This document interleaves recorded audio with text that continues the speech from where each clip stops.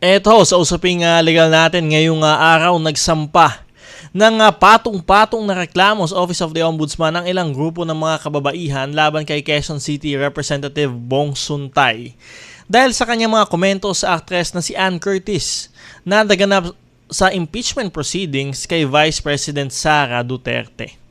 Kabilang dito ang pag-violate di umano sa Republic Act 11313 of Safe Spaces Act, Republic Act 9710 o Magna Carta of Women at Republic Act 6713 o ang Code of Conduct and Ethical Standards for Public Officials and Employees.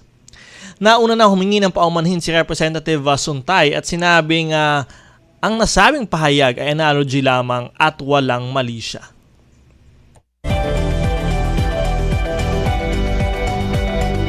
Kaya naman sa ating tanong sa bayan ngayong Sabado, March 7, 2026, ano ang reaksyon mo sa komento ni Representative Bong Suntay sa actress na si Ann Curtis?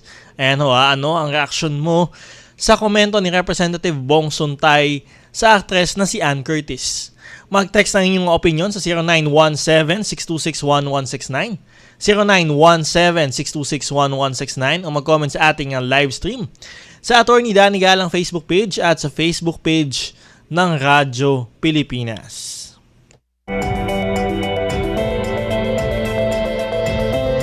At syempre malaking issue nga ho ito ngayong linggong ito dahil nga ho itong komento ho na ito doon sa actress na si Ann Curtis ay ginawa ho ngayon. Nagdiriwang tayo ng Women's Month. So kaya ho mas matindi ho yung naging issue, no, naging bato ho nito. At ang sinasabi nga din ho, isa doon sa mga ikanaso nga dito, ikakaso, ay yun nga hong paglabag sa ating Safe Spaces Act o Bawal Bastos Law. So meron ho tayong ganyan, meron ho tayong ganyang batas, Safe Spaces Act o Bawal Bastos Law.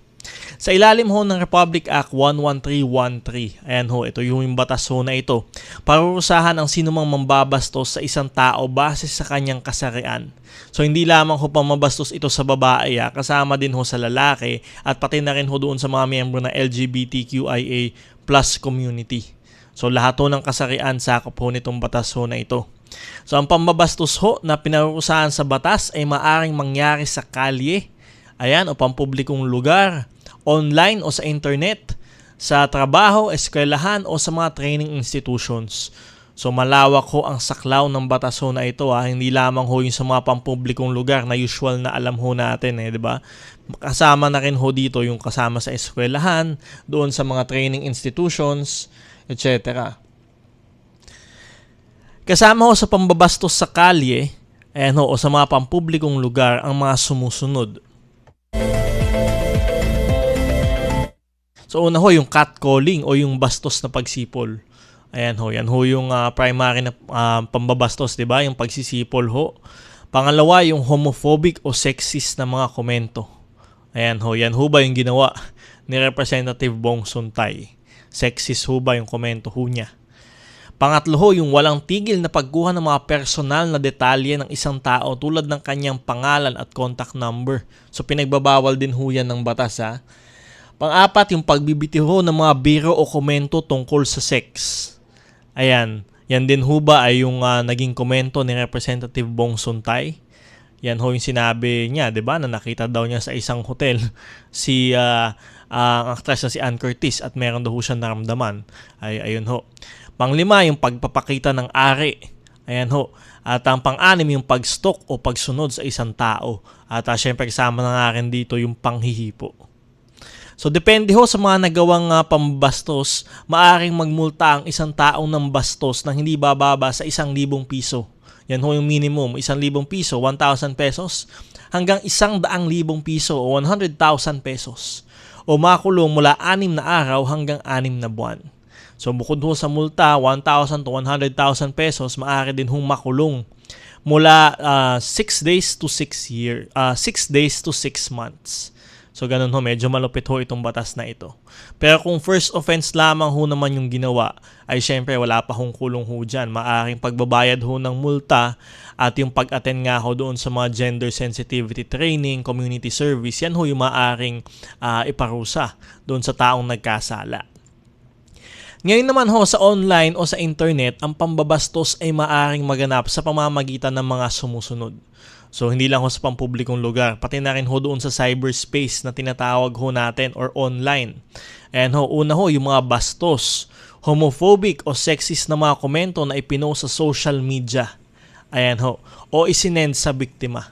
So common ho yan sa Facebook, ayan ho, sa mga social media sites, ang dami ho mga nagpo-post ng mga bastos na mga komento. Pangalawa ho yung cyberstalking, ayan ho, o yung walang tigil na pagpapadala ng mensahe sa isang tao. So kung kanina ho ay yung pagkuha ng pangalan at address sa pampublikong lugar, ayan ho, yung usual na ginagawang stalking, ay meron din ho tayong tinatawag na cyberstalking, yung walang tigil na pagpapadala ng mensahe sa isang tao. At ang pangatlo ho, yung pag-upload ng larawan o video ng biktima na mayroong sexual content ng walang pahintulot. At ang hindi otorisadong pag-record at pag-share ng mga litrato o video alinmang impormasyon tungkol sa biktima. So ayan ho, Safe Spaces Act na rin ho yan. Kasama ho yan yung pag-upload ng mga larawan, pictures o videos ng biktima na mayroong sexual content.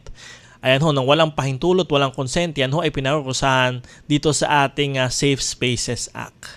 At syempre, meron pa rin ho tayong ibang batas ho na sumasakop ho dyan. Ang sino mga mambastos online ay maaaring makulong mula 6 na buwan hanggang 6 na taon. So, mas mataas ho yung liability. So, 6 months or 6 days hanggang 6 months, hanggang 6 years nga ho, at magmulta ng hindi bababa sa 100,000 piso at hindi higit sa 500,000 piso. So mas mataas din ho yung fine, 100,000 to 500,000 pesos kapag ho kayo ay nambastos sa online.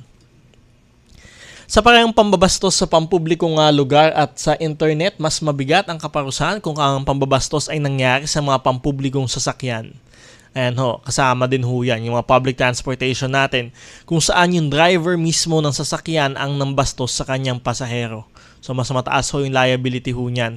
O kung yung biktima naman ay minor de edad, yan yung mga minor ho natin, senior citizen, person with disability o isang breastfeeding mother o may sakit sa pag-iisip. So mas mataas ho yung magiging liability nyo kapag itong mga grupo ng tao na ito ang inyong binastos. Mas mataas din ang parusa kung isang pulis o sundalo na naka-uniforme, o isang kawani ng gobyerno ang nambastos sa biktima na naganap mismo sa isang ahensya ng gobyerno na merong frontline services. So, pasok ho ba dito yung ginawa ni Representative Suntay? Isa ho siyang kawani ng gobyerno, public official na nambastos doon nga ho sa biktima. At syempre doon naman ho sa trabaho o eskwelahan, ang pambabastos ay maaaring maganap sa pamamagitan ng sexual advances o sexual favors. Ayan ho, na maaaring makaapekto sa trabaho o edukasyon ng isang tao kahit anong sexual conduct na maaaring makaapekto sa dignidad ng biktima o maaaring magdulot ng kanyang kahihiyan. May pananagutan ng mga employer, mga social or ang mga school heads sa ilalim ng batas kung hindi nila magampanan ang kanilang mga obligasyon sa ilalim nito upang mapigilan o maparusahan ang sinumang mambastos sa kanilang opisina o eskwelahan. Kaya may pananagutan ho kayo yung mga employer ho ninyo tapos may bastos ho doon sa inyong workplace at hindi nyo ho ginawa ng paraan ito para ho ito ay masawata o di kaya naman ho yung mga school officials, maaari din ho kayo magkaroon ng pananagutan sa ilalim ho ng batas na ito. At syempre kung kayo naman ho ay naging biktima ng pambabastos, maaari pong lumapit sa PNP Women and Children's Desk at sa mga istasyon ng pulisya upang mapanagot ang sino mga nambastos ho sa inyo. So lahat ho ng mga police stations, meron ho tayong Women and Children's Desk na maaari kayong lumapit para humingi ng tulong kung meron ho nambastos ho sa inyo para ho magkaroon ng agarang aksyon doon ho sa mga laban ho doon sa mga nambastos ho sa inyo.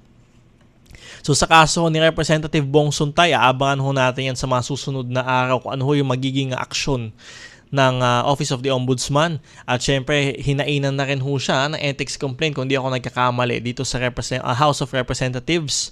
At syempre, dahil ho siya isang abogado din, maaari din ho siyang hainan ng reklamo, syempre, before the Supreme Court, Dahil ho siya ay isa pa ring abogado.